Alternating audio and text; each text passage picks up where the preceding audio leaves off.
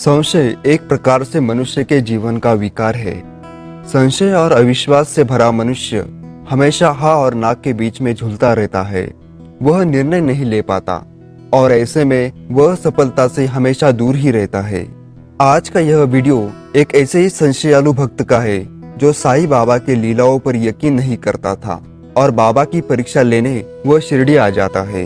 उसके बाद उसके साथ क्या क्या लीलाएं हुई और फिर वह बाबा के शरण में कैसे गया, इसकी बड़ी ही रोचक कहानी को शुरू करने से पहले आप सभी को गुजारिश है, साईं बाबा की छोटी छोटी रोचक कहानियों के लिए हमारे चैनल को सब्सक्राइब करें तथा बेल आइकन को भी प्रेस करें ताकि हर अपडेट आप तक पहुंच सके।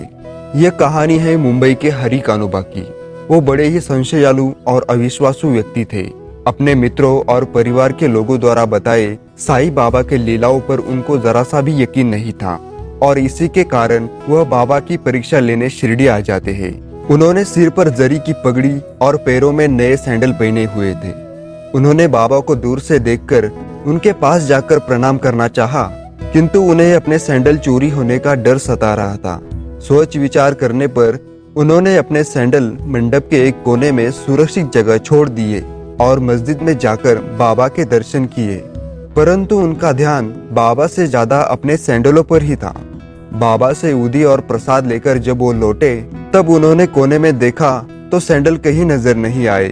ढूंढने पर भी उन्हें सैंडल कहीं नहीं मिले तो निराश होकर वो अपने निवास स्थान लौट आए। स्नान, पूजन और ध्यान करने के बाद वो भोजन करने गए। भोजन करके वो बाहर आए तो उन्होंने देखा एक 10-12 वर्ष आयु का लड़का अपने हाथों में एक डंडा लेकर उसे लहराता हुआ जा रहा था, जिस पर एक सैंडल का जोड़ा लटक रहा था।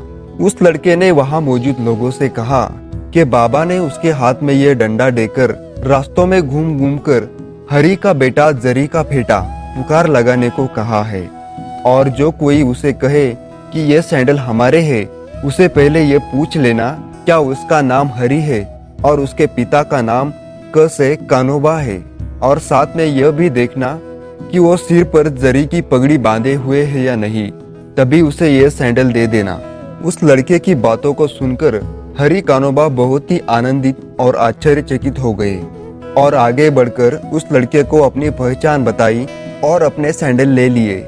उन्होंने सोचा मेरी पगड़ी तो सभी की नजर में आ रही थी, इसलिए बाबा की नजरों में भी आ गई होंगी, परंतु यह मेरी शिरडी की पहली यात्रा है, तो बाबा को मेरा और मेरे पिताजी के नाम के बारे में कैसे पता चला। बाबा की यह लीला उसकी आंखें खोल देती है। वह बाबा की परीक्षा लेने शिरडी आया था। उसकी इच्छा पूरी हो गई और वह प्रसन्नता पूर्वक अपने घर लौट गया। आपकी शिरडी यात्रा में साईं दर्शन के बाद भारत के सबसे पहले धार्मिक थीम पार्क साईं तीर्थ को विजिट करना ना भूले और अपनी शिरडी यात्रा को आनंद और मंगलमय बनाए। शिरडी और साईं बाबा से जुड़ी छोटी छोटी रोचक कहानियों के लिए हमारे चैनल को सब्सक्राइब अवश्य करें। ओम साई राम।